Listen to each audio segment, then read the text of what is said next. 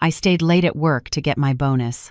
"Where have you been, you idiot? Mom's waiting for her present," my husband screamed, meeting me in the parking lot. He ripped my purse from my shoulder, grabbed the envelope with the check, and drove off. But when he handed it to his mother, she shrieked like a cornered animal. Emily Bishop stood before the vast panoramic window of her 17th floor office, watching the first lights of Denver begin to sparkle in the deepening twilight. The city was slowly settling into a Friday evening, anticipating rest meetings with friends and family dinners. But for Emily, this evening was just another step in the endless marathon called Get Everything Done. Her hands ached slightly from hours at the computer, and her eyes felt the familiar strain of intense focus. The quarterly report she had just submitted was a true monster.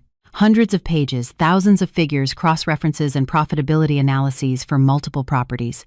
But she had done it as always flawlessly. And now she was rewarded not only with a legitimate sense of exhaustion, but also with a promised bonus, a substantial sum nearly equal to her monthly salary. The phone on her desk vibrated for the 5th time in the last hour. The screen lit up again, Ethan. Emily sighed and ran a hand over her face. Her love.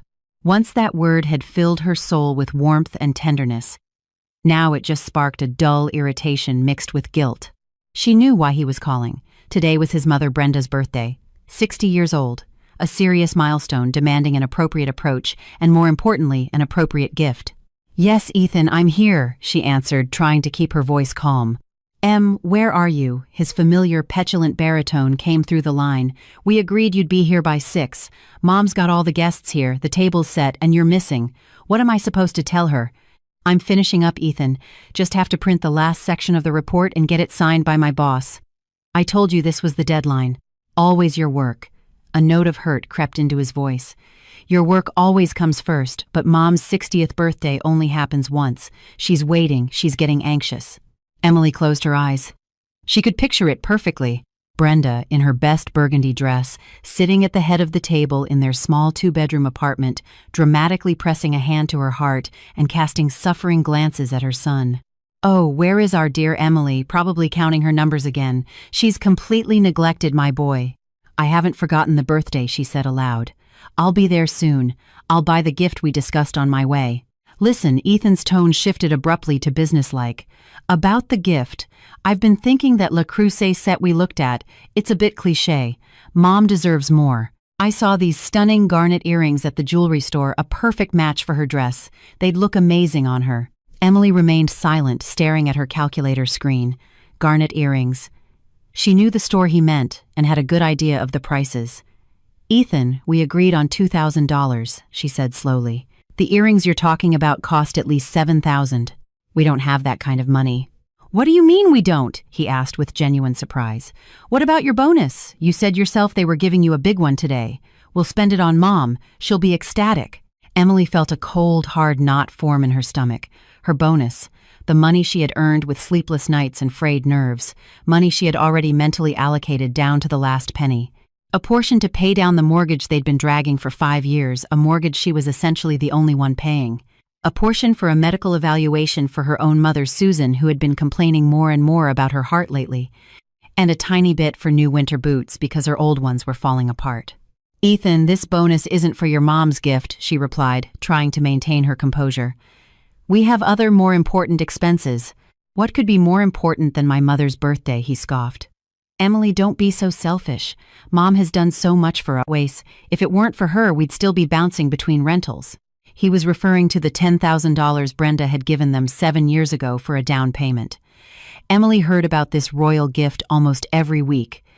The fact that they had taken out a mortgage for the remaining $300,000, and that for all these years, she, Emily, had been the one making the monthly payments from her salary while Ethan was in a state of creative discovery, was conveniently ignored. "We're buying the cookware set as we agreed," she said firmly. "There's no money for earrings. That's final. I have to go. I'll see you in an hour, hour and a half." She hit end call without waiting for his response. Her heart was pounding. Every conversation like this knocked her off balance, leaving a bitter taste of injustice. She loved Ethan. At least she had once. Talented, charming, and open soul. That's who he had been when they met 10 years ago at an art studio.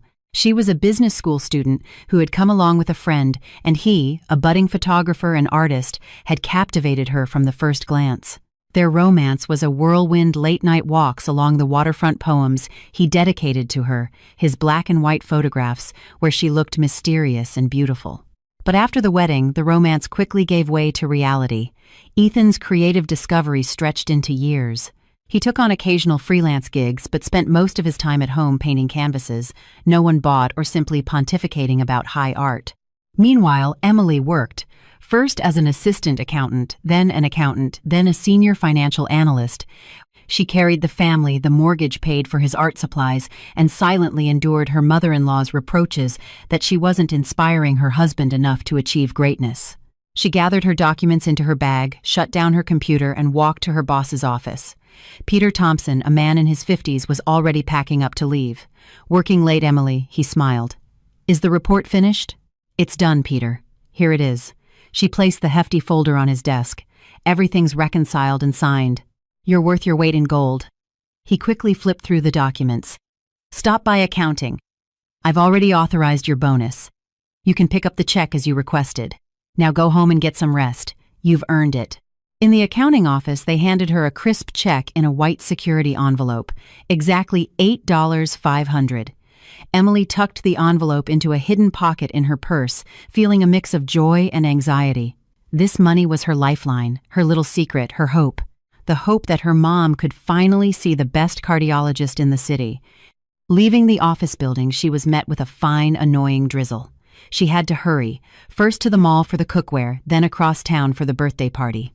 She pictured herself walking into the apartment, all eyes turning to her Brenda, sizing her up from head to toe, and Ethan standing beside her with a guilty yet demanding smile. "Just have to get through this evening," she told herself, hailing a cab. "Just get through it."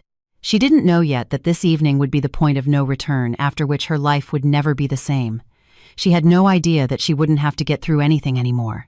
The taxi crawled through evening traffic, and Emily stared glumly at the rain-blurred city lights. Droplets trickled down the glass, merging into crooked paths that looked like tears. She felt incredibly tired, and it wasn't just from the stressful workday. An invisible weight of responsibility pressed down on her shoulders, a burden she had been carrying for years. Responsibility for her husband, for their home, for the mortgage, for the fragile semblance of well-being she worked so hard to maintain. Her phone buzzed again. This time a text message. A dozen question marks from Ethan. Then a short, "Are you kidding me?"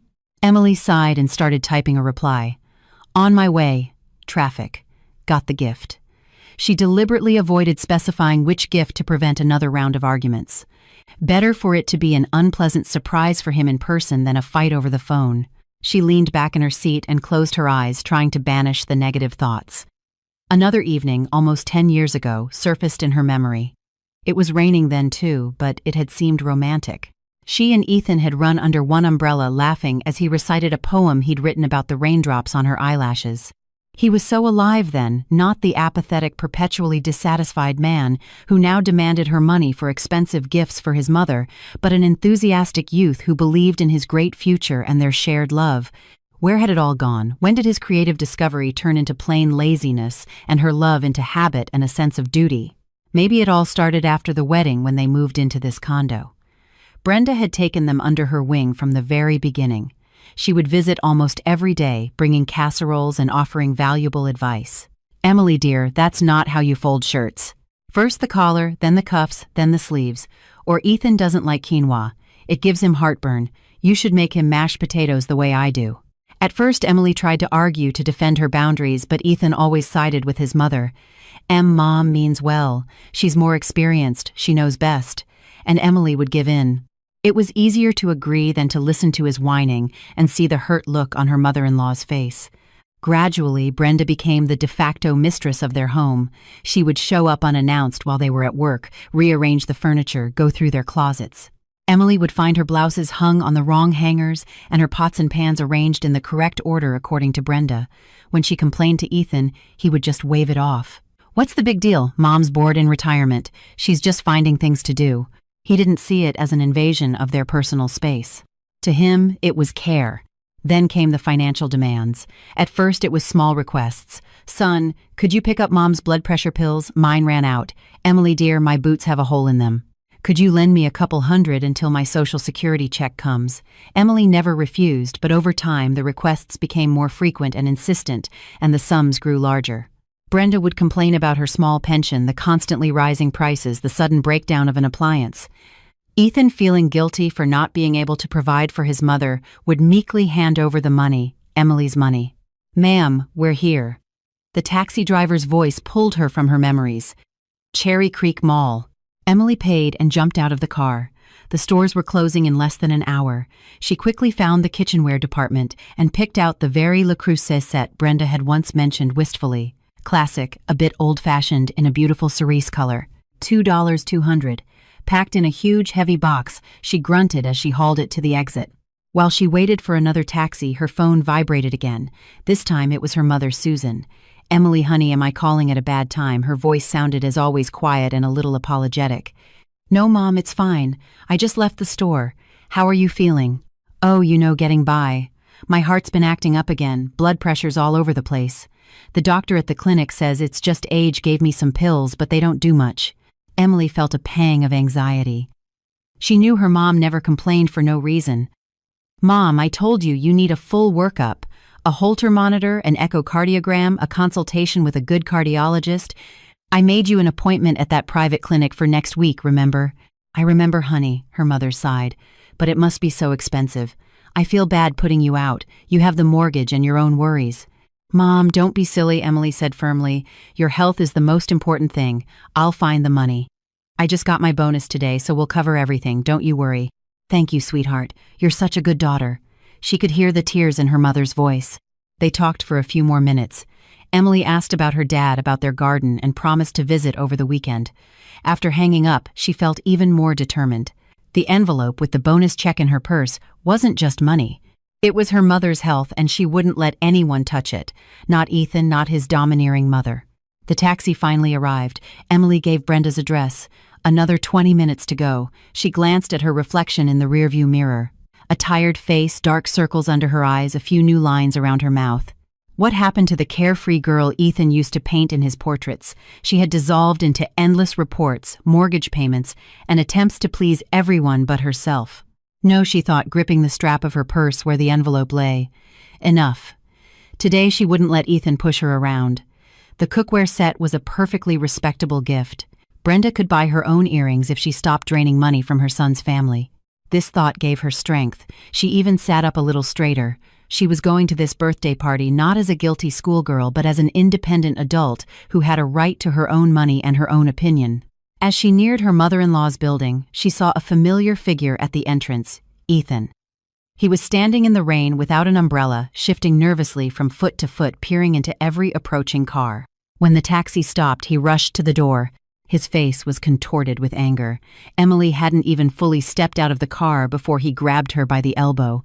In his eyes, she saw cold fury. "Where have you been, you idiot?" His voice, low and cracking, cut through the monotonous sound of the rain. "Mom's waiting for her present. All the guests are waiting. And you're out having fun." Emily froze, one foot still in the cab, the other on the wet asphalt. Ethan's words hit her like a slap. "Not, honey, I was worried. Not, you're soaked, let's get inside." But this coarse, humiliating insult thrown at her with hatred.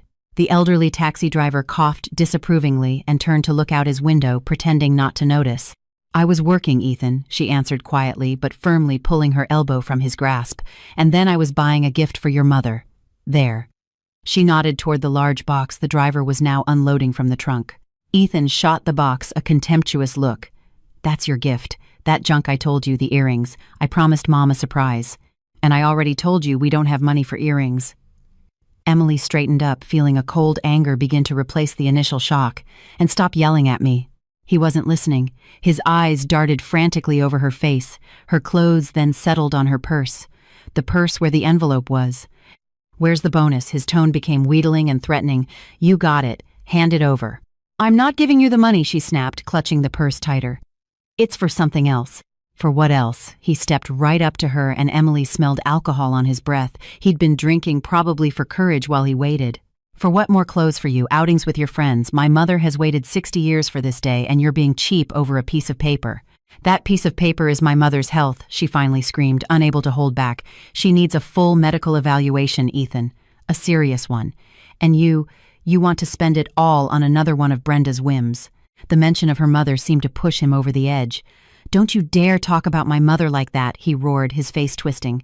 She's a saint, and your mother is always complaining, always sick. Maybe she just needs more attention. It was too much, too cruel and unjust.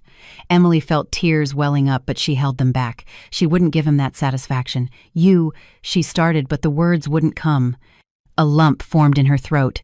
What am I? He smirked, seeing her distress, telling the truth. Now give me the money, Emily. Don't make this ugly. Mom is waiting. He reached for her purse. Emily recoiled instinctively, protecting what was hers. No. That short, desperate cry seemed to be his trigger. He was done asking. He was acting. With one sharp movement, he yanked the purse from her shoulder. The strap dug painfully into her skin, but he pulled harder. Emily lost her balance and, slipping on the wet pavement, fell awkwardly to the ground. The purse was in his hands. Sorry, he tossed out, no longer angry, just with a kind of detached regret. You brought this on yourself. He quickly opened the purse, fumbled inside, found the white envelope, pulled it out, and stuffed it into his coat pocket. Then he dropped the purse on the ground next to Emily. I'll be back soon, he said, already turning away. Don't leave, we need to talk. He practically ran to his old Ford Focus parked nearby, started the engine, and with a squeal of tires sped off. Emily sat on the cold, wet asphalt, watching the receding red taillights of his car. The rain grew heavier, its cold drops mixed with the tears she could no longer hold back. She wasn't crying from physical pain, though, her knee stung, but from the humiliation. A monstrous, all-consuming humiliation. He hadn't just taken the money. He had trampled on her dignity, her feelings, her hopes. The taxi driver, who had been watching the scene from his car, finally got out. Ma'am, are you okay? Should I call the police? He offered her a hand. Emily looked at him through her tears. His eyes were full of sympathy. She took his hand and struggled to her feet. Her skirt was wet and dirty. Her tights were torn, and her knee was scraped and bleeding. No police, she whispered. It's fine. She picked up her purse from the ground, checked the contents, wallet, phone keys. Everything was there. Only the white envelope was missing. The envelope that held not her life, but her mother's. Where to, ma'am? Back where you came from, the driver asked. Emily looked up at the lit windows of her mother-in-law's third-floor apartment. She imagined Ethan walking in right now, Brenda greeting him beaming with pride as he handed her the envelope. And something inside her broke for good. The Emily who had endured, forgiven, and hoped for years died right there on that wet asphalt under the cold October rain. Take me. She gave her parents' address. Please. She got into the back seat. The box with the cookware set remained by the building's entrance, solitary and unwanted, just like her attempts to build a family with that man. As the car drove through the night city, Emily stared out the window, but saw nothing. The same image replayed in her mind, Ethan's face twisted with rage, his hand ripping her purse away, and the phrase tossed onto the ground, "You brought this on yourself." No, she wasn't to blame. She was only to blame for one thing, for letting him treat her this way for far too long. When the taxi stopped at her parents' house, she suddenly remembered what was actually in that envelope. She had been in such a rush leaving work. A faint, almost crazed smile touched her lips. Yes, that was it. She took out her phone and called Ethan's number. He didn't answer. So she sent a short text. Hope your mom enjoys my gift. It's from the heart. After sending it, she felt a strange, wicked satisfaction. She didn't know how this night would end, but she was sure of one thing. Brenda's 60th birthday was about to become unforgettable for everyone involved. The door to her parents' apartment was opened by her mother. Seeing Emily on the doorstep, disheveled with torn tights and tear-streaked eyes, Susan gasped and threw her hands up. Emily, what happened? You look terrible. Did you fall? I'm fine, Mom. Emily tried to smile, but her lips wouldn't obey. Just tripped. I'm really tired. Can I come in? Her father, Bob, drawn out of the living room by his wife's voice, silently studied his daughter with an attentive gaze. He was never a man of many words, but he always saw and understood more than he said. He didn't ask anything, just frowned and pulled his old housecoat tighter around himself. Of course, honey, come in, her mother bustled. I'll put the kettle on for some chamomile tea. You need to calm down. Emily went into her childhood bedroom, which had remained almost untouched since she got married. The same desk by the window, the same bookshelves with her favorite childhood books, the same bed with the plush comforter. She sat on the edge of the bed and only then felt how badly her hands were trembling. She was home. She was safe. Here no one would yell at her, humiliate her, or take what was hers by force. Here she was loved just for being her. At that thought, tears streamed down her face again. But these were different tears, not of despair but of relief. She sat like that for maybe 10 minutes, until her mother came in with a steaming cup of tea. "Here, drink this, you'll feel better." She sat next to her and gently stroked Emily's hair just like she did when she was a child. "Want to talk about it?" It was Ethan. Emily nodded, taking a sip of the fragrant tea. The warmth spread through her body, slightly calming her inner tremors. And she told her everything about Brenda's constant demands, Ethan's creative search, her bonus, the fight in the parking lot. She spoke for a long time, her words tumbling out, sometimes breaking into sobs while her mother listened in silence, her eyes filled with such pain, it was as if she were living through it all with her daughter. And he just took the money and left. Emily finished feeling empty and exhausted. "Left me sitting on the asphalt. That son of a—" Susan started, but couldn't find the right word. "And are you badly hurt?" "My knee hurts." Emily looked at the scrape. "But that will heal. What's in here?" She pressed a hand to her chest. "Probably never will." Her father came into the room. He silently handed Emily a bottle of hydrogen peroxide and a cotton ball. "Clean that up," he said curtly. His face was grim, his eyes dark. While Emily cleaned the wound, he sat in the old armchair across from her. "I never trusted him right from the start," he said in a low voice. "Too smooth. An artist. His real job was living off you. I kept my mouth shut because you chose him. I thought he'd grow up, get some sense. He didn't." "Bob, not now," Susan gently stopped him. "She's hurting enough as it is." "No, let her listen," her father cut in. "You put up with this for 7 years, Emily. 7 years of letting him and his mother walk all over you. For what? For a condo with a mortgage you're the only one paying, for his delicate artistic soul." Her father's words were harsh, but they were true. Emily knew it. She had asked herself these same questions hundreds of times, but always found an excuse. "He'll change. We're in love. It's just a difficult phase." "I don't know, Dad," she whispered. "I guess I was just scared of being alone, scared to admit to myself that I'd made a mistake." "You will never be alone," Bob said firmly. "You have us. This house is your house, and no one, you hear me, no one gets to hurt you." He stood up and left the room. A moment later, Emily heard him talking to someone on the phone in the hallway. His voice was quiet, but it had a steely edge. Emily finished her tea and looked at her mother. "Mom, what about your evaluation?" He took the money. "Honey, to hell with the money." Susan hugged her. "You're what's important. We'll manage. We'll find it, borrow it.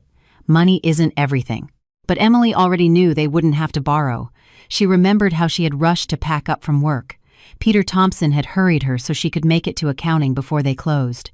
She had grabbed the first white envelope she saw on her desk. The accountant put the check inside, and she had stuffed it into her purse without a second glance, and on her desk remained a second envelope identical to the first, which contained— She looked at her mother and a spark ignited in her eyes, a spark that hadn't been there for a very long time. "I think I know how we can pay for your evaluation and teach Ethan and his mother a lesson." She told her mother about the 2 envelopes, about how the one left at work contained the referrals for the tests and the consultation with the cardiologist, which she had printed out that afternoon to give to her. And also her own short note to herself. "Mom's heart, don't forget." "You think he didn't look inside the envelope?" Susan asked doubtfully. "I'm positive," Emily smirked. "He was too furious and in too much of a hurry to make his mommy happy. He grabbed the first envelope he found and bolted. He wouldn't even consider that I might have put something else in there. To him, I'm predictable, obedient Emily who always does what's expected of her." She stood up and walked to the mirror. A tired, worn-out woman looked back at her, but there was something new in her gaze. Resolve.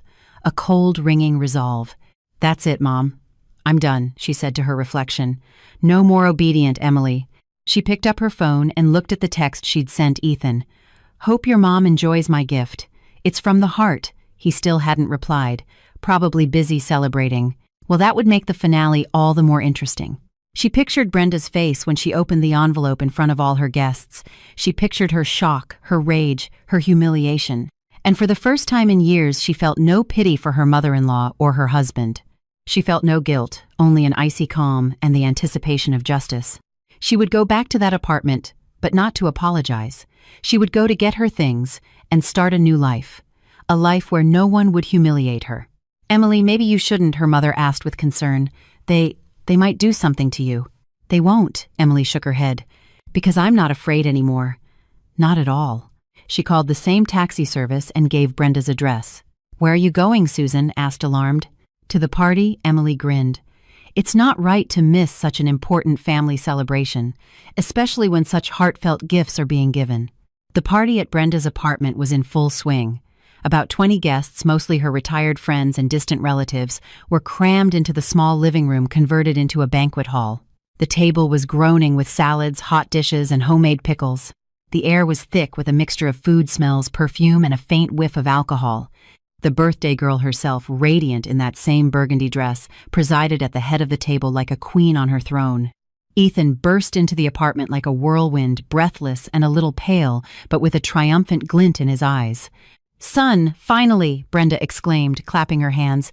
"Where have you been, and where's Emily?" "Emily's held up," he threw out, shrugging off his damp coat. "An important project, but she asked me to give you this." With a theatrical gesture, he pulled the white envelope from his pocket and handed it to his mother. All conversation instantly ceased. The guests stared at the envelope with curiosity. "What's this, sweetie?" Brenda feigned surprise, though her eyes betrayed that she knew exactly what was happening. Ethan had let it slip on the phone about his wife's bonus. "This, Mom, is a small but very sincere gift from Emily and me," Ethan announced with pathos. "She worked very hard to make you happy on this day." Brenda slowly took the envelope. She turned it over in her hands, savoring the moment and the rapt attention of her audience. "Oh, my dears, you shouldn't have," she said, but her fingers were already impatiently tearing at the paper. "I know how hard things are for you right now." She peered inside. For a second, her face froze in bewilderment. She had expected to see a thick stack of crisp bills, or at least a check. Instead, there were a few folded sheets of paper. She pulled them out. The first was a referral form for a 24-hour Holter monitor from an expensive private clinic. The second was a referral for a consultation with a renowned professor of cardiology. The third was a crumpled, sticky note in Emily's hurried handwriting. "Mom's heart, don't forget." "What is this?" Brenda whispered, her confused gaze shifting from the papers to her son. The guests, not understanding what was happening, began to whisper among themselves. Ethan, who had been expecting tears of joy and gratitude, was just as clueless. He leaned over to his mother. "Mom, what is it? Is the check there?" "What check?" Brenda suddenly shrieked, her beatific expression transforming into a mask of rage.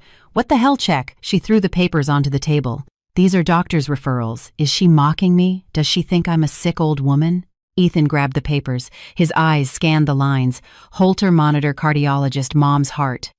It slowly began to dawn on him. Emily had tricked him. She had slipped him the wrong envelope. It's some kind of mistake," he stammered, feeling his face flush crimson. "Emily must have mixed up the envelopes." Mixed up, Brenda's voice rose to a falsetto. "She did this on purpose. On purpose to humiliate me. In front of everyone." She cast a crazed look around the room. You see what kind of snake my son has warmed on his chest. I gave her a home, my soul, and she gives me doctor's papers, hinting that it's time for me to die." One of her friends, a heavy-set woman in a sparkly blouse, patted her hand sympathetically. "Brenda, calm down. Maybe it really was a mistake." What mistake? The birthday girl raged on, and the note, "Mom's heart." She means her mother. Her own. She spent her husband's bonus on her mother and fobbed me off with this charity. She pointed a trembling finger at the referrals. Ethan wanted the floor to swallow him whole. He stood in the middle of the room, red sweating, not knowing what to say. Everyone was staring at him. Some with pity, some with undisguised curiosity, and some with poorly concealed glee. He felt like a complete and utter idiot played for a fool by his own wife. I'll call her right now," he mumbled, fumbling for his phone. "I'll sort this out." "Don't you dare call anyone," Brenda snapped. "I don't even want to hear her voice. Get out of here, and don't come back without the money. Do you understand me?" "Mom, but the guests." "The guests understand." She turned to the room again. "They understand what it's like to raise a son only to hand him over to such an ungrateful monster." She clutched her chest dramatically and began to breathe heavily. "Oh, I feel faint. My heart. Get me my pills." Her friends immediately started fussing over her. Someone ran for water, another for a first aid kit. Ethan stood there paralyzed with indecision.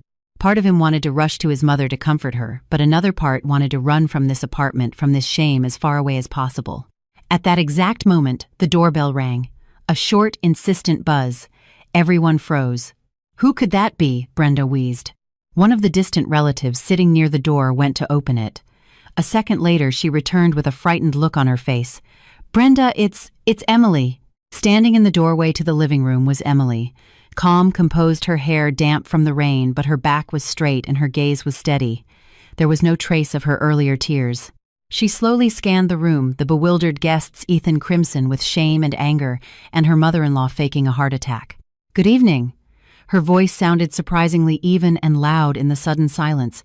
"Brenda, happy birthday. It seems I've come at a bad time. You're not looking well. Perhaps you should use my gift and see that cardiologist after all." Brenda, forgetting her attack, sat bolt upright in her chair and stared at her daughter-in-law with eyes full of fury. "You," she hissed. "How dare you show your face here?" "I came to get my things," Emily replied just as calmly, her eyes fixed on Ethan. "And my husband. We need to talk. It seems we've had a small misunderstanding about the family budget." Ethan flinched as if he'd been struck. He looked at his wife and didn't recognize her. Where was the quiet, compliant Emily who always agreed to everything? Before him stood a strange, cold, unfamiliar woman. "Talk," Brenda sneered slowly, rising from her chair. "Oh, you want to talk? Let's talk right here in front of everyone. Let everyone know what you really are." She advanced on Emily, her eyes burning with a malevolent fire. The birthday party was hopelessly ruined, and now she wanted only one thing: revenge. Revenge for her public humiliation. "So, what is it you want, dear daughter-in-law?" Brenda stood almost nose to nose with Emily. She smelled of hairspray and heart medication. "Want to explain yourself? Want to tell everyone how you tricked my son and stole his money?" Emily met her gaze without flinching. She had expected this attack and was ready for it. "I didn't steal anything, Brenda. I simply used my bonus as I saw fit, specifically for my mother's health. I believe I have that right." "Your bonus," her mother-in-law laughed theatrically. "My dear, everything you earn while married is community property. My son's money. He allows you to work, and you." "Allows me?" Emily raised an eyebrow slightly. "I'm sorry, but it seems to me that I'm the one who has been supporting your son and our entire household for the last 7 years, while he's been finding himself creatively." A tense silence fell over the room. The guests, forgetting their food, watched the unfolding drama with fascination. They'd never seen anything like this at a birthday party.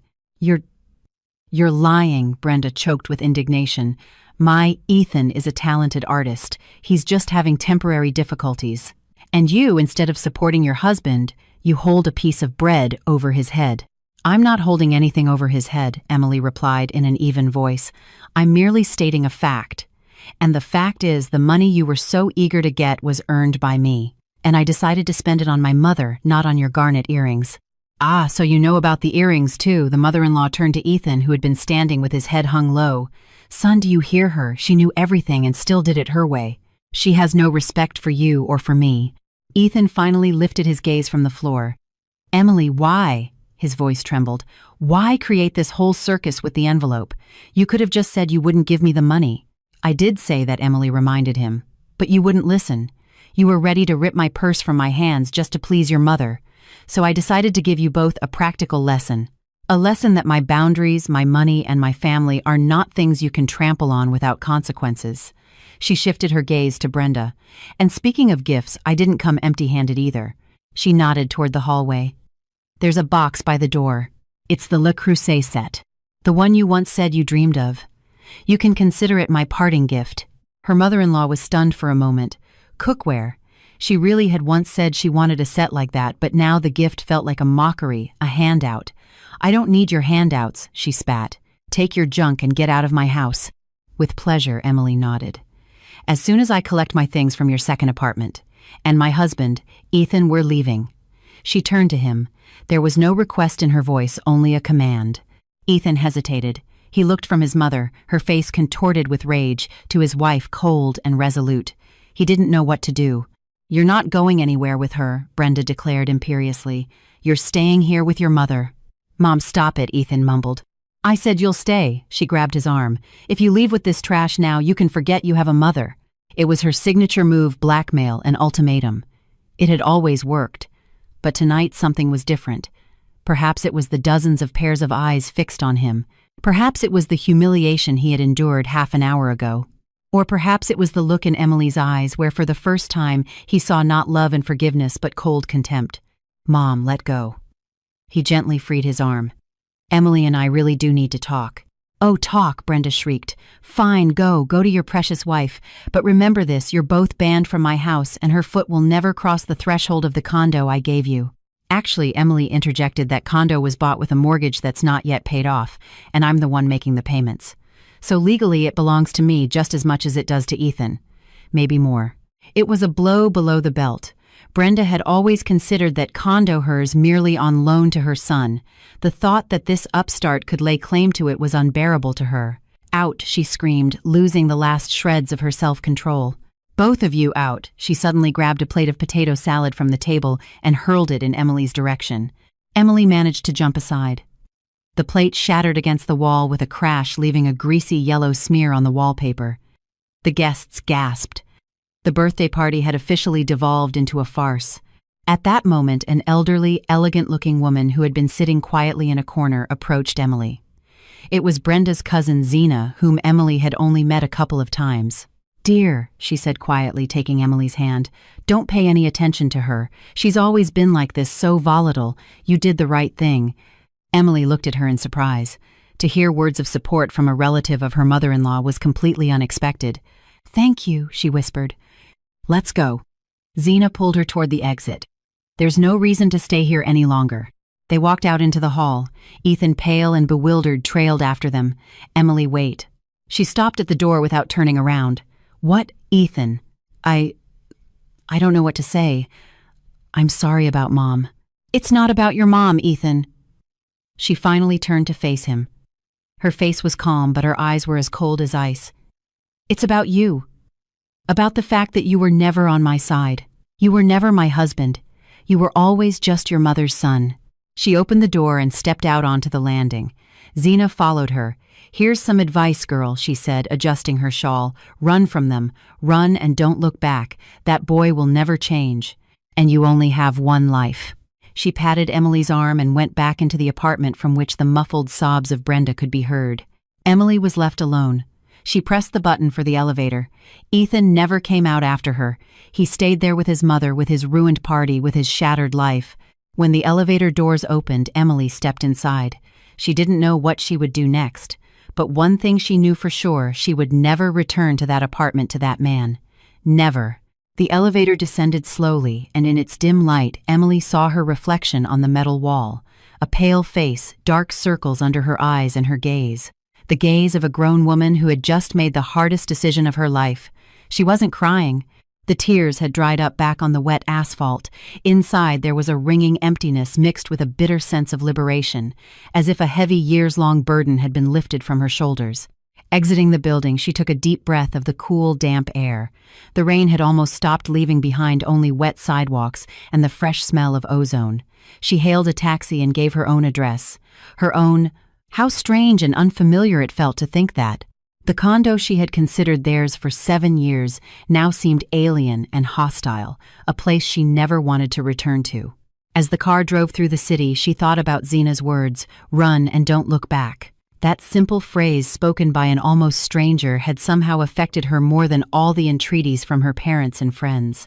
Maybe because it was an outsider's perspective from someone in the enemy camp who saw the whole situation without any illusions. She took out her phone. A dozen missed calls from Ethan. She didn't call back. Instead, she wrote a short message. "I'm going to my parents. I'll come for my things tomorrow. I'll leave the keys in the mailbox." She knew this wasn't the end. There would be a divorce, a division of assets. The mortgaged condo bought during the marriage, it was a complicated issue, but she didn't want to think about that now. Right now, she just needed to be home in her old room where everything was familiar. When she walked into her parents' apartment, her father and mother were sitting at the kitchen table silently drinking tea. They were waiting for her. "Well," her father asked curtly. "It's over," Emily answered just as curtly, taking off her coat. "This is the end." Her mother silently stood up, walked over and hugged her tightly, and Emily, burying her face in her mother's shoulder, finally allowed herself to relax. She stood there holding her mother and felt the tension slowly release its grip. "You did the right thing," her father said from the table. "It was long overdue." "I'm not staying long," Emily said, pulling away from her mother. "I need to pack my things. I'm going to the condo tomorrow. Dad, can you come with me?" "Of course," Bob answered without hesitation. "What time?" "Around noon. I don't think they'll be home. I don't want to see either of them again." But she was wrong. The next day, when she and her father drove up to her building, Ethan's Ford Focus was in the parking lot. "Damn it," Emily muttered. "He's home." So what? Her father shrugged. "It's your home too. For now at least. Let's go." They went up to her floor. With a sinking heart, Emily put the key in the lock. The door opened. The apartment was quiet. Ethan's things were scattered in the entryway. A mountain of dirty dishes sat in the kitchen sink. Apparently, no one had bothered to clean up after yesterday's party. The sound of a TV came from the living room. They went in. Ethan was sitting on the sofa in an old bathrobe watching some TV show. A bottle of brandy and a half-empty glass sat on the coffee table in front of him. He looked terrible. A swollen face, red eyes, and several days' worth of stubble. "Emily," he started when he saw them. "You're here. And why is he with you?" He gave Bob a hostile glance. "I came for my things," Emily said calmly. "My dad is here to help me," she added, seeing her father clench his fists. "Your things." Ethan slowly got up. "Are you serious? You're leaving over some stupid fight?" "It wasn't a stupid fight, Ethan," Emily shook her head. "It was the last straw. I'm tired of being just a wallet and a free maid for you and your mother." "Don't say that." He took a step toward her. He reeked of brandy. "I love you, Emily. I wasn't myself yesterday. Mom, she was so upset." "Your mother was upset because her plan to drain me of money failed," she retorted. "And you were upset because you couldn't please her. There's just no room for me in that equation." "Listen," Bob intervened, stepping between them. "My daughter came to get what belongs to her. Don't get in her way." Ethan glared at his father-in-law. "And you stay out of our business. We'll sort it out ourselves." "I'm already in it," her father replied calmly. "I got in it the day my daughter married you. So here's how it's going to be. You sit here and stay out of the way, and we'll pack up quickly and leave." Emily went to the bedroom, her father behind her. She opened the closet and began taking out her clothes, bags, shoes.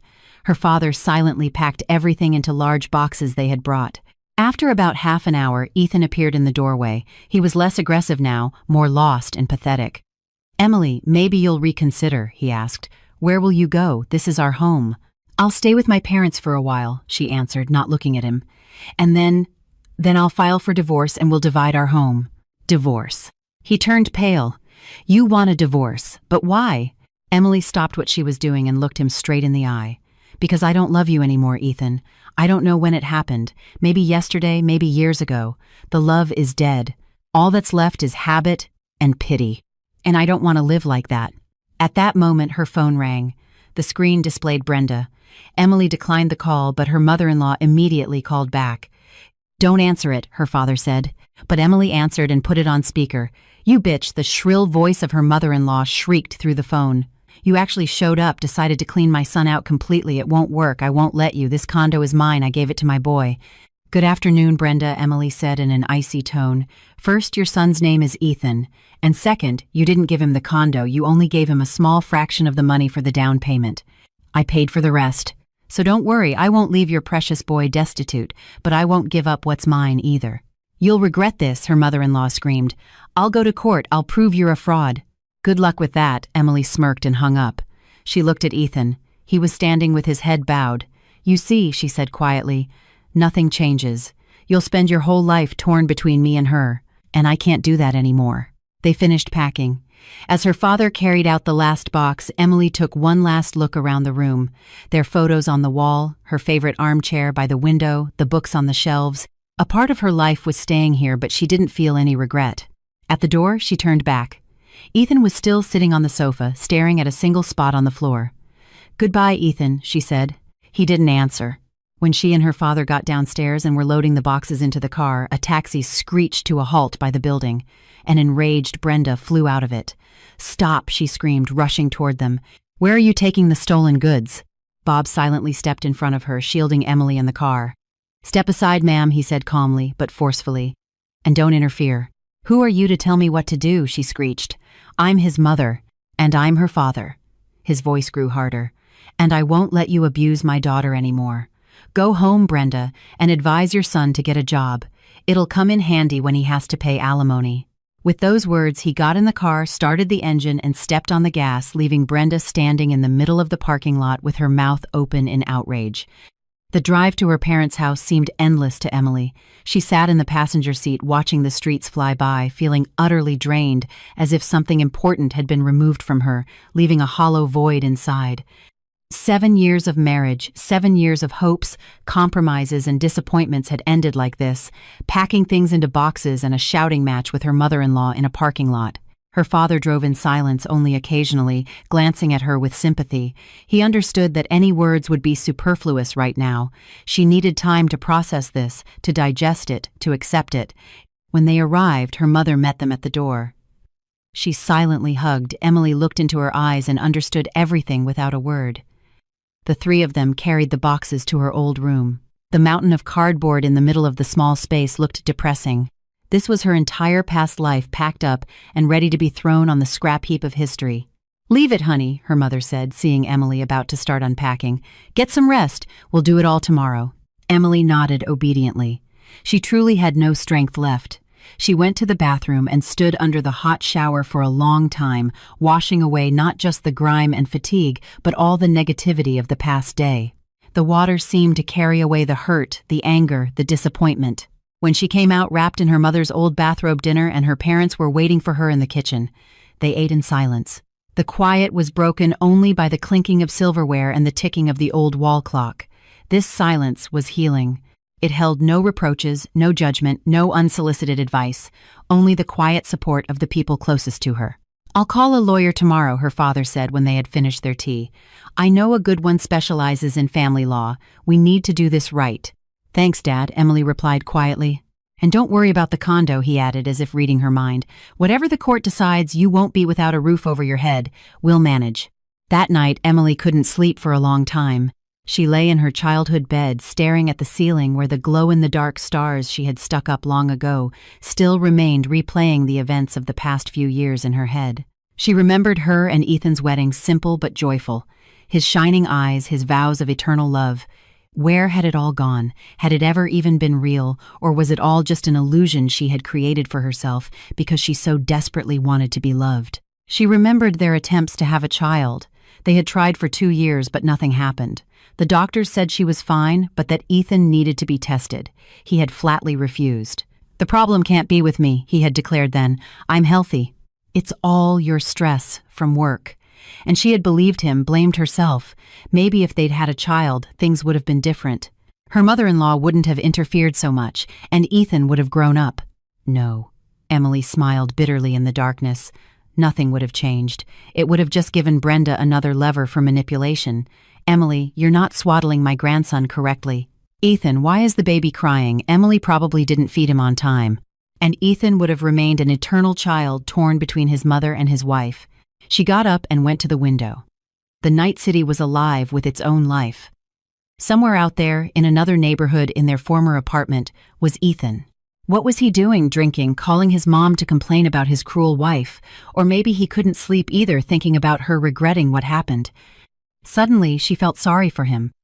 Not as a husband, but as a person, weak, dependent, incapable of taking responsibility for himself. He was a hostage to his mother, to her suffocating love and total control, and he would never find the strength to break out of that cage. But she had. That realization brought a strange sense of calm. She was no longer angry with him. She simply understood that they were from different worlds. She was a person who was used to fighting, achieving, solving problems. He was a person who was used to someone else solving his problems for him, first his mother, then her. She returned to bed and fell asleep almost immediately. She had a strange dream. She was walking down a long, dark corridor, and at the end was a door from behind which she could hear Ethan's voice. He was calling her, asking for help. She approached the door, reached for the handle, but didn't open it. She just turned around and walked in the opposite direction toward a bright, warm light at the other end of the corridor. She woke up in the morning with a clear head and a firm decision. She wouldn't fight for that condo. That is, she would fight for her share, for what was legally hers. But she wouldn't cling to those walls, to that past. She would start with a clean slate. At breakfast, she announced this to her parents. "I think the best thing to do is sell the condo and split the money," she said. "I don't want to have anything to do with them anymore. I'll take my half, add my savings, and buy myself something small, a studio or a one-bedroom. It'll be enough for me." A sensible decision, her father nodded. "But they might not agree to sell. That Brenda will cling to it with a death grip." "Then let them buy out my share," Emily shrugged. "I doubt they have the money for that." So selling is the most realistic option. Around noon, the lawyer her father had arranged called Andrew Collins, a calm and confident man in his 50s. He listened attentively to Emily's story, asked a few clarifying questions about the mortgage and investments. "The situation is clear," he concluded. "The property was acquired during the marriage, so it is community property. You are entitled to exactly half. The fact that you made most of the payments can be used as an additional argument in court, but most likely the court will split it 50-50. "And what about his mother giving money for the down payment?" Emily asked. "That was a gift to her son," the lawyer explained. "If there's no loan agreement, it's nearly impossible to prove it was a debt and not a gift. So it won't affect the division. So I can count on half, absolutely." "Absolutely.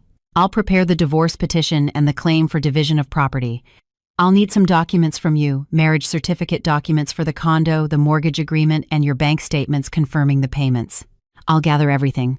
After talking to the lawyer, Emily felt even more confident. She had a plan clear and understandable. No more emotions, just cold, hard calculation. She spent the rest of the day unpacking her boxes. She mercilessly threw out everything that reminded her of Ethan, his gifts, their shared photos, little trinkets that once seemed precious. She was clearing not just her room, but her life of the past. In the evening, when almost everything was unpacked, she came across an old photo album. In one picture, she and Ethan were standing on a pier, young, happy, hugging and laughing. Emily looked at the photo for a long time. It didn't hurt. It was just a little sad. Sad that this fairy tale had never become a reality. She closed the album and put it on the highest shelf. The past had to stay in the past. She had a new life ahead of her. The process of gathering documents for the divorce proved more difficult than Emily had anticipated. Some of the papers for the condo, including the originals of some payment receipts, were still at their shared apartment. She had to go back there again, this time accompanied not only by her father but also by a police officer she had prudently called to avoid another confrontation. Ethan met them at the door, looking sullen and hostile. Surprisingly, Brenda was nowhere to be seen. "What now?" he spat. "Come to take the last of it." "I came for the documents I need for court," Emily replied calmly, walking into the apartment. The presence of a uniformed officer had a sobering effect on Ethan. She quickly found the right folder in a desk drawer. While she checked its contents, Ethan stood in the doorway with his arms crossed. "So it's really a divorce?" he asked in a low voice. "You haven't changed your mind?" "No, Ethan, I haven't. And all because of my mom, because of one ruined evening." Emily looked up at him. "No, not because of one evening. Because of 7 years lived in your mother's shadow. Because you never became my husband." She closed the folder. "That's all. I don't need anything else here." When they left the apartment, Emily felt that the last thread connecting her to this place had been severed. Now it was just someone else's apartment where a stranger lived. The legal battle promised to be long and unpleasant. As her father had predicted, Brenda clung to the condo with a death grip. At the very first hearing, appearing as a witness for her son, she put on a real performance. She cried, wrung her hands, and told a story of how she had saved money her whole life to buy her son a little love nest, and how this predator now wanted to take it all away. Ethan sat next to his mother and their lawyer, nodding obediently. He looked pathetic. Emily looked at him and felt nothing but a slight disgust. Ethan's lawyer tried to argue that Emily's contribution to the family budget was minimal and that Ethan had borne the majority of the expenses through unofficial income from selling his paintings. It was so absurd that even the judge, an elderly and experienced man, couldn't hide an ironic smile. "Do you have any proof of this income?" he asked. "Tax returns, bank statements." "My client is a creative individual," the lawyer replied pompously.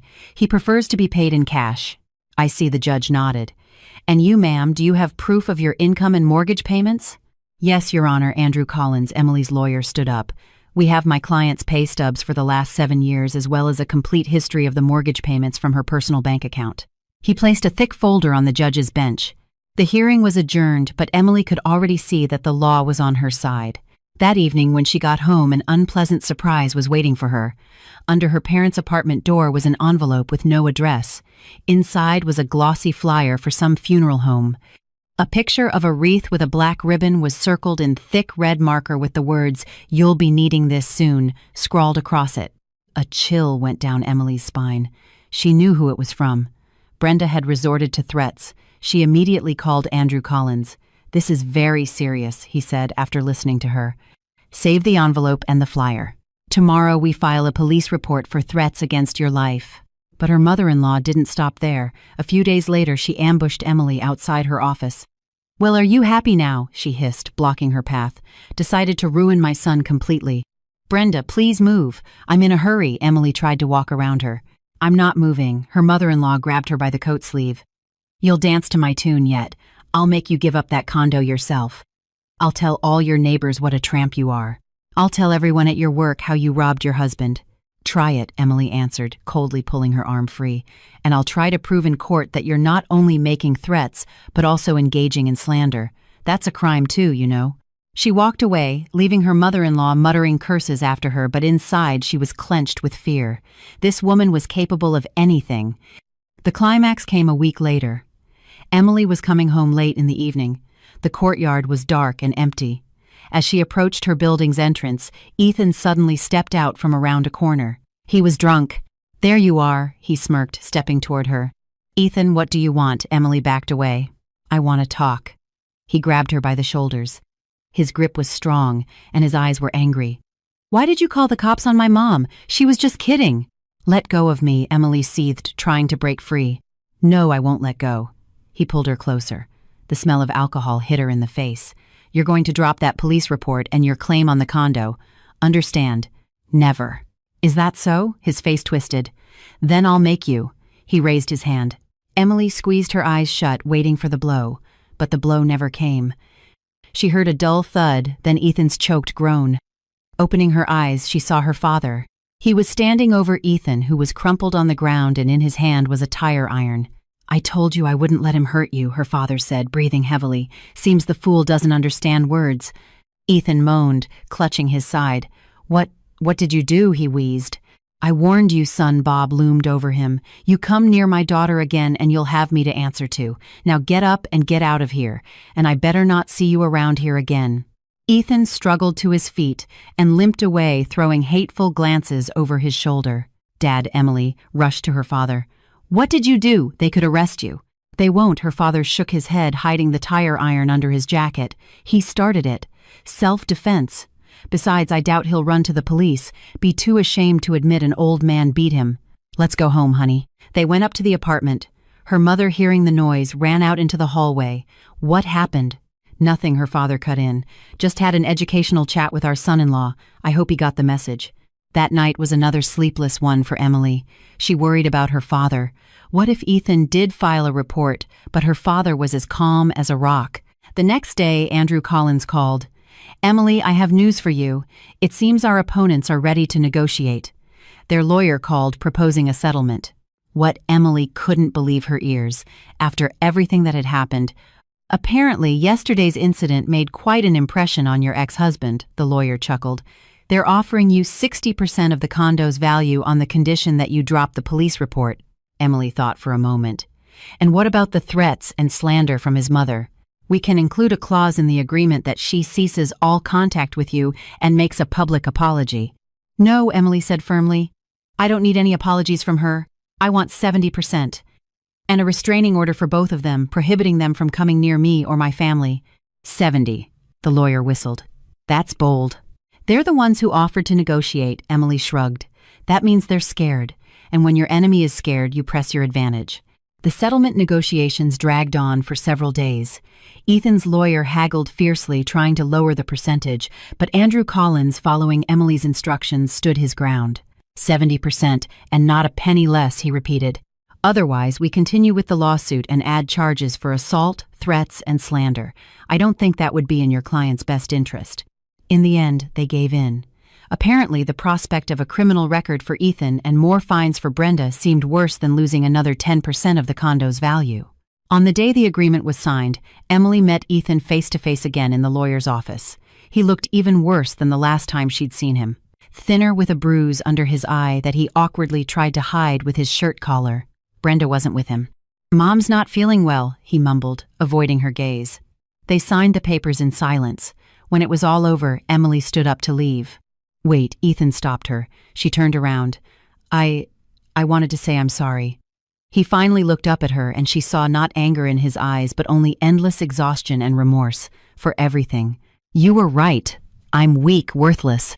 "Don't, Ethan." Emily cut him off gently. She no longer had any desire to humiliate him.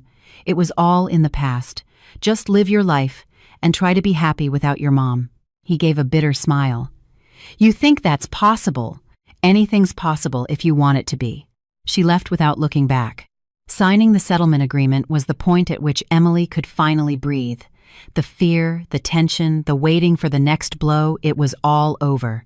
She dropped the charges with the police, and the nightmare that had lasted for months came to an end. But immediately afterward, apathy washed over her. For all the time the fight was going on, she had been focused, mobilized like a soldier at war. Now that the war was over, her strength abandoned her.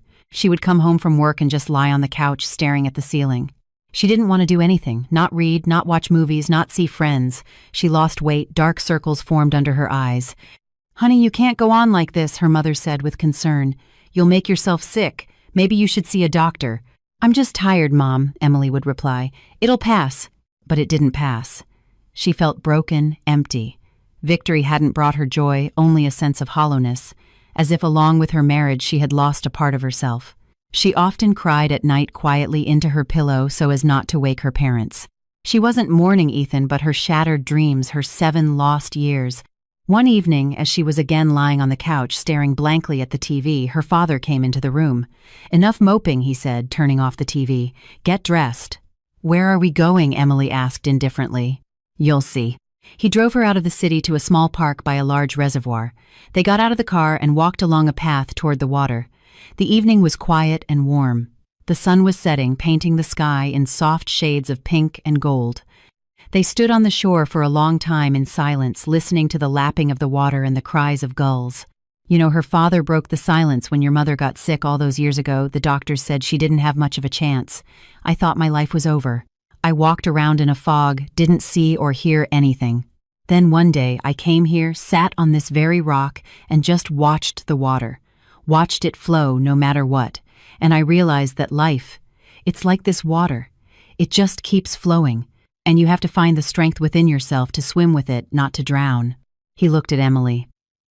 "Your life isn't over, sweetheart. It's just beginning. Yes, you lost 7 years, but you have decades ahead of you, and it's up to you to decide what they'll be like. You can either sit here feeling sorry for yourself, or you can get up and move forward." Emily looked at her father, and tears welled up in her eyes again. But these were different tears. "Thanks, Dad," she whispered. They sat on the shore until it got dark, and when they drove home, Emily felt the ice in her soul beginning to thaw. The next day, she woke up feeling like she had truly slept for the first time in weeks. She did some stretches, took a contrast shower, and made breakfast for the whole family. "Oh," her mother said in surprise, seeing her in the kitchen. "You're up early." "Decided to start a new life," Emily smiled. After work, instead of going straight home, she went to the gym she had been eyeing for a while and bought a year-long membership. Then she stopped at a bookstore and bought several books she had been wanting to read. In the evening, she called a friend she hadn't seen in almost a year. "Sarah, hi, got any plans for the weekend? Maybe we could go out somewhere." Life slowly but surely was getting back on track. Emily started smiling again, seeing friends making plans for the future. She didn't know what lay ahead, but she was no longer afraid. She knew she could handle whatever came her way. The sale of the condo and the division of the money went surprisingly smoothly. Ethan, apparently under strict orders from his lawyer, caused no trouble. He silently signed all the papers, and a month later her share was deposited into her account. 70% of the market value of their former family nest. The sum was substantial.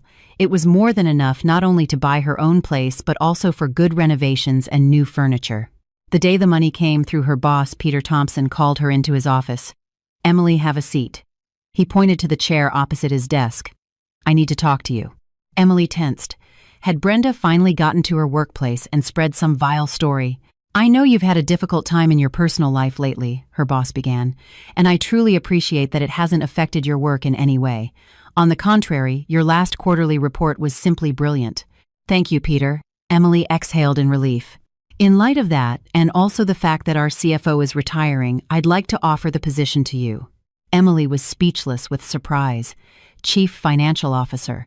This wasn't just the next step up the career ladder, it was a leap over several steps. I don't know what to say," she stammered. "This is so unexpected." "I think it's perfectly expected," her boss smiled. "You're the best specialist in our department, responsible, competent, with excellent analytical skills. I'm confident you can handle it. The salary, of course, will be commensurate." He named a figure that made Emily's head spin. "I accept," she said firmly, composing herself. "Thank you for the trust. I won't let you down." Leaving her boss's office, Emily felt as if she had grown wings. A new position, a new salary, a new life. She immediately called her parents to share the good news. "That's my girl," her mother rejoiced. "I always knew you were capable." "I'm so proud of you," her father said with his usual restraint, but his words carried weight. That evening, they celebrated with a family dinner. As Emily raised her glass of champagne, she thought about what a strange thing life was. Just a few months ago, it had seemed like everything had fallen apart, and now new horizons were opening up before her that she hadn't even dared to dream of. The next day, she threw herself into her new job. There was a mountain of work to do. She had to take over from the retiring CFO, learn her new responsibilities, get up to speed on the company's strategic plans. Emily worked with renewed energy. She loved this feeling of being needed, of making important decisions, of seeing the results of her labor.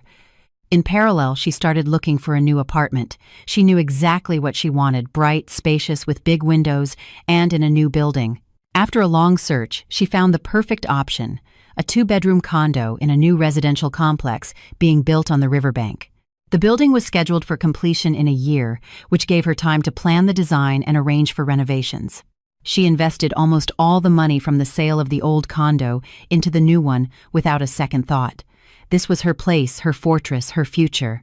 Time flew by. Emily was completely absorbed in her work and the pleasant task of setting up her future home. She hired a designer, and together they planned every detail from the layout to the color of the outlets. She went to home improvement stores, picking out tiles, wallpaper, flooring. This creative activity brought her immense pleasure. She had slimmed down and was glowing. Male colleagues started paying attention to her, inviting her for coffee, giving her compliments. Emily smiled politely, but kept her distance. She wasn't ready for a new relationship yet.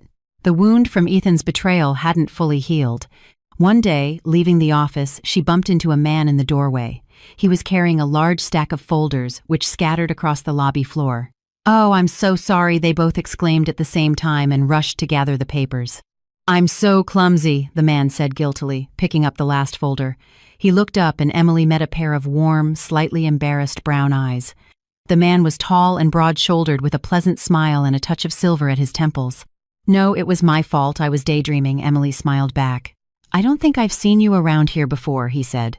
"I'm David, from the legal department." "Emily, CFO," she introduced herself. "Ah, so you're the one. The Emily everyone's talking about." He looked at her with interest. "The legend of our office. Came in and sorted out in 6 months what no one could fix for years." Emily laughed, embarrassed. "You're exaggerating." "Not at all. How about I buy you a coffee as an apology for my clumsiness?" Emily hesitated for a second, then nodded. "Why not?" They went to a small coffee shop near the office. The conversation was easy and natural. David turned out to be an interesting conversationalist with a good sense of humor. He talked about his work, a recent trip to the mountains, his dog, a Labrador named Zeus. To her surprise, Emily felt very comfortable with him.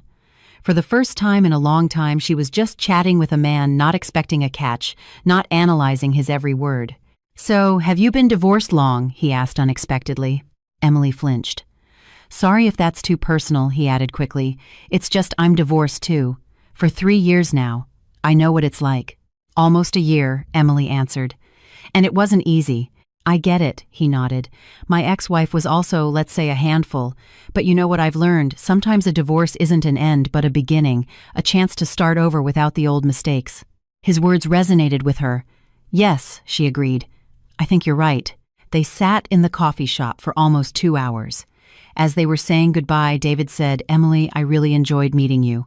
I'd love to see you again. Not at work, but just for dinner or a movie." Emily smiled. "I'll think about it." "Okay," he smiled back. "I'll be waiting."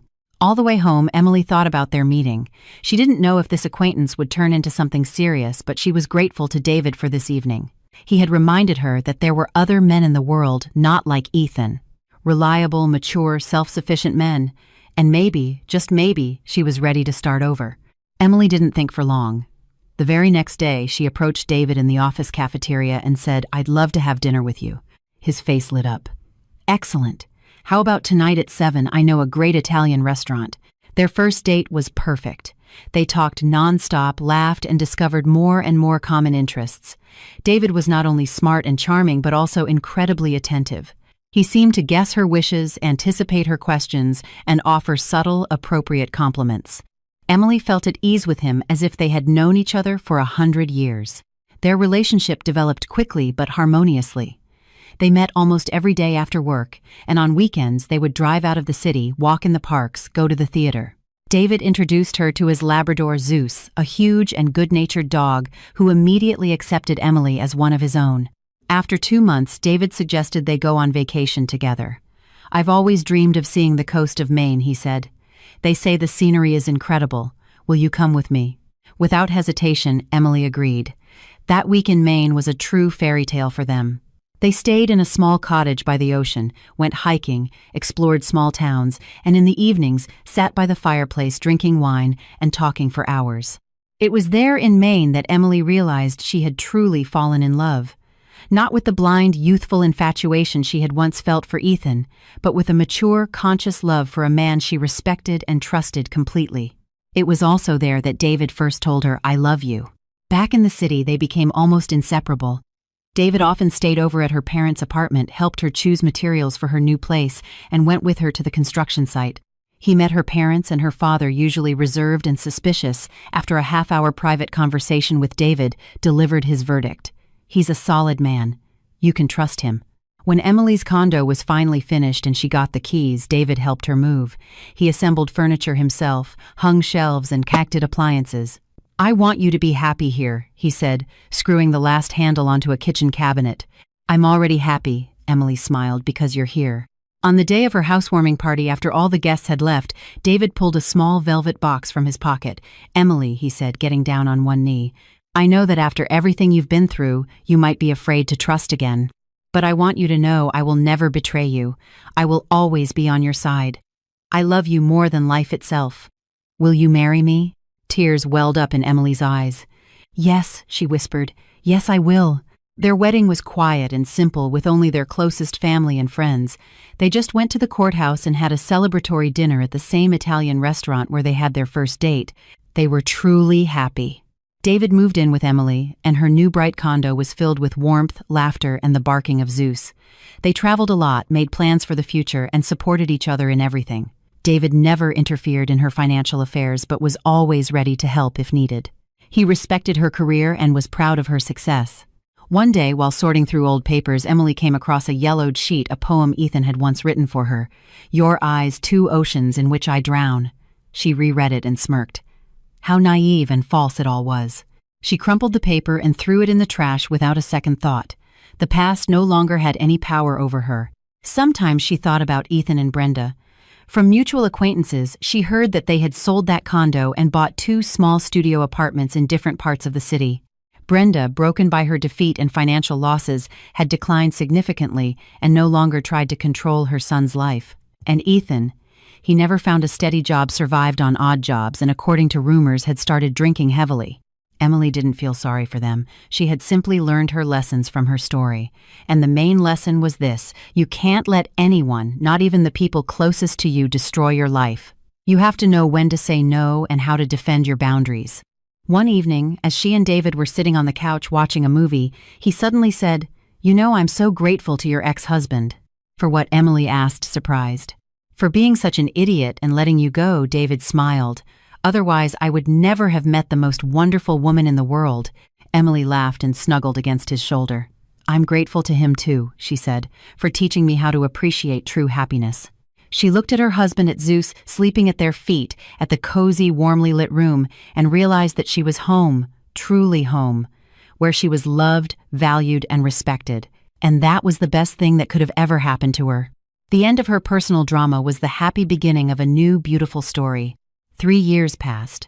Emily stood at the doorway of the nursery, smiling as she watched David and their 2-year-old son Michael build a tower of blocks. The tower grew tall and wobbly, and when one more block was placed on top, it came crashing down with a clatter. Michael giggled with delight, and David, with a tragic expression, collapsed onto the carpet, buried under the rubble. "Mommy, save us!" he cried, reaching his hands out to Emily. "We're trapped!" Emily laughed and entered the room. "All right, what's the emergency here?" She scooped up her laughing toddler. "Looks like someone needs a rescue team." This home, which had once been a symbol of struggle and loneliness for her, was now filled with life, laughter, and love. After their wedding, David had sold his own apartment, and together they had paid off the remaining mortgage on hers. Now it was their shared home where every corner held the warmth of their family's happiness. Emily's parents adored both their son-in-law and their grandson. Bob had taught David all the secrets of fishing, and they often spent weekends by the river. And Susan, whose health had significantly improved thanks to timely treatment, spoiled the whole family with her pies and jams. Emily rarely thought about her past life. It was like watching an old black-and-white movie that no longer evoked any emotion. But one day, the past reminded her of its existence. One Saturday, while the family was walking in the park, Emily saw a familiar figure. An elderly woman in an old-fashioned coat sat hunched on a bench. It was Brenda. She had changed a lot. She looked older, thinner. Her hair was much grayer. She was alone. Emily stopped for a moment. Her heart skipped a beat. "Something wrong?" David asked, noticing her pause. "No, it's okay," Emily shook her head. "Just saw someone I used to know." She didn't want to approach, didn't want to stir up the past, but something compelled her. "Stay here with Michael. I'll be right back," she told her husband, and walked toward the bench. "Brenda," she called out softly. The woman looked up. For a second, recognition flickered in her faded eyes, followed by fear and hostility. "What do you want?" she rasped. "Nothing. I just saw you and wanted to say hello. How are you?" "How am I?" She gave a bitter laugh. "As you can see, alone." "My son." She trailed off and waved her hand dismissively. "What about Ethan?" Emily asked cautiously. "What about Ethan?" she mimicked. "Your Ethan drank himself into a stupor, lost his job, lives off my social security. Sometimes he disappears for a few days, then comes back dirty and drunk. I'm waiting for him now. He promised to come. He'll be asking for money." She stared off into the distance, and her gaze held such hopelessness that Emily felt a chill.